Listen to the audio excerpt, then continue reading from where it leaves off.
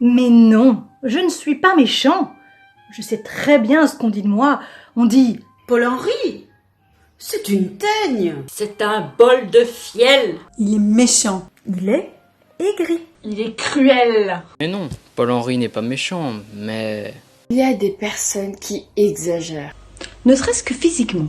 Vous voyez de ces tronches. C'est une véritable offense. C'est une offense pour le regard. J'ai un beau-frère comme ça. Sous prétexte qu'il a une grosse tête, on dit de lui C'est un cerveau. « Mais non, si ça se trouve, c'est de l'eau !» Il y a des gens qui sont tellement laids qu'on devrait les traiter comme des meubles en été. Il faudrait leur mettre des housses. Ce sont des personnes qu'il faudrait housser. Celui-ci, mon beau-frère, quand il a épousé ma sœur, va encore me taxer de méchanceté. Mais quelle mocheté aussi celle-là. Non, se sont installés à la campagne. Elle est grasse comme une truie.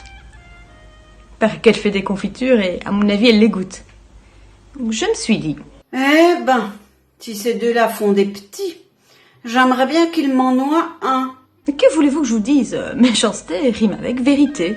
Ma sœur et moi, nous avons une grand-mère aveugle. Il y a des vieilles dames charmantes. Tout à fait épatante.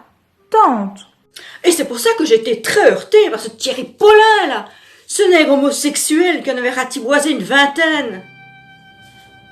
Vu ses origines, il les aurait mangés. Et... encore. On aurait pu plaider la Libye culturelle. Mais là... indéfendable.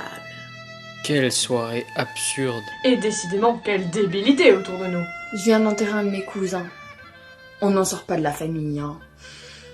Enfin, si, lui, il en est sorti, les pieds devant. Il était d'une connerie vertigineuse. Tout le monde en était d'accord. Mais il y avait toujours quelqu'un pour dire...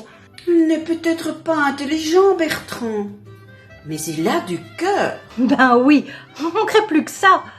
Il était con, Bertrand. Mais il avait du cœur. D'ailleurs, c'est ça qu'il est parti.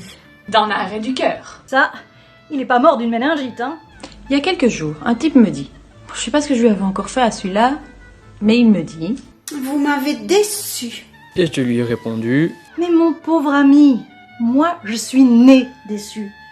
À la maternité, dès que j'ai appris que j'allais avoir affaire à des gens comme vous, ben j'ai failli retourner d'où je venais. Là, je me suis un peu vantée. Avec ma mère, les relations n'ont déjà pas été faciles en dehors d'elle. Alors, si j'avais dû rester dedans... Merci bien. Pour finir, je dirais, comme mon philosophe de chevet, Si le dégoût du monde conférait à lui seul la sainteté, je ne vois pas comment je pourrais éviter la canonisation. Bonsoir.